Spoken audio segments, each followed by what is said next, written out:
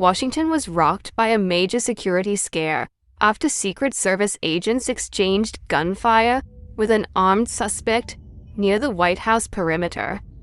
The incident unfolded close to the Washington Monument, triggering a brief lockdown as President Donald Trump remained inside the White House.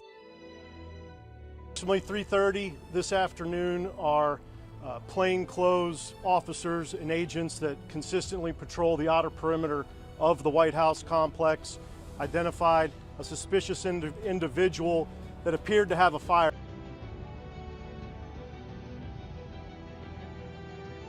According to the Secret Service, officers approached the armed suspect after spotting him near the restricted zone.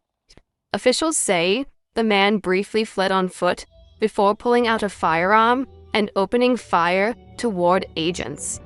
Secret Service personnel immediately returned fire during the confrontation. In contact, that individual fled briefly on foot, withdrew a firearm, and fired in the direction of our agents and officers. They returned fire and engaged. The suspect was hospitalized after being shot by law enforcement during the exchange near the National Mall. Officials also confirmed that a juvenile bystander was injured in the chaos, but did not suffer life-threatening wounds as emergency teams rushed into the secured area. That at least one, we believe only one bystander was hit by the suspect. That individual, it's a juvenile, did not sustain any life-threatening injuries, but he's also receiving treatment at the hospital. The incident gained further attention after officials revealed Vice President J.D. Vance's motorcade had passed through the same area shortly before the gunfire erupted.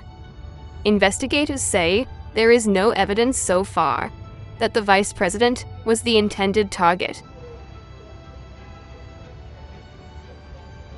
I'll point out that not long before this shooting occurred, the vice president's motorcade did transit through this area.